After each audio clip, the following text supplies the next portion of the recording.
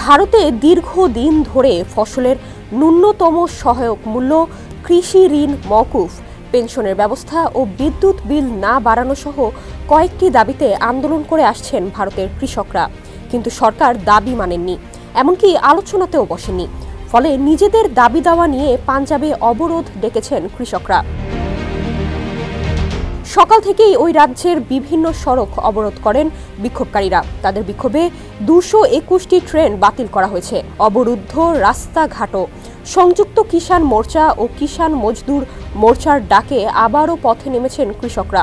ওই দুই সংগঠন আগেই জানিয়েছিল গতকাল সকাল 7টা থেকে বিকেল 4টা পর্যন্ত তারা অবরোধ পালন করবে। চিকিৎসা সহ জরুরি পরিষেবার ক্ষেত্রে ছাড় দেওয়া হয়েছে।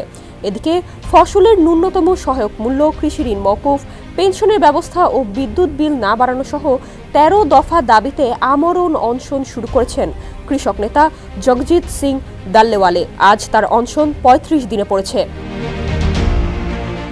ভারতীয় সংবাদ মাধ্যম ইন্ডিয়া টুডে জানিয়েছে, এমএসপি, আইনি নিশ্চয়তা সহ 13 দফা দাবিতে আমরণ অনশন শুরু করেছেন কৃষক নেতা জগজিৎ সিং দাল্লেওয়ালে। আজ তার অনশন পড়েছে 35 দিনে। জগজিতের পাশে দাঁড়িয়ে কেন্দ্র সরকারের উপর চাপ বাড়াতে আজ থেকে 12 ঘন্টা বন্ধের ডাক দিয়েছিলেন কৃষকরা।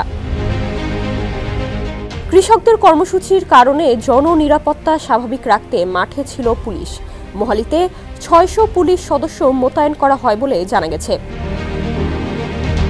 ওয়ালটনের পণ্য কিনে জিতে নিতে পারেন নগদ 20 লক্ষ টাকা। Double million offer! Walton fridge কিনে পেতে পারেন 20 লক্ষ টাকা। রয়েছে কোটি কোটি টাকার নিশ্চিত উপহার। কৃষক নেতারা বলেছেন, গোটা রাজ্য জুড়ে বন্ধ পালন করা হলেও সমস্ত গুরুত্বপূর্ণ পরিষেবা চালু রাখা হয়েছে। বিয়ের অনুষ্ঠানে যাওয়ার ক্ষেত্রেও কাউকে বাধা দেওয়া হচ্ছে না। ভারতে অনেকদিন ধরে ঋণ সুবিধা, অবসর ভাতা, বিদ্যুৎ বিলের দাম না বাড়ানো ও পুলিশি মামলা প্রত্যাহারের দাবি জানিয়ে আসছেন তারা।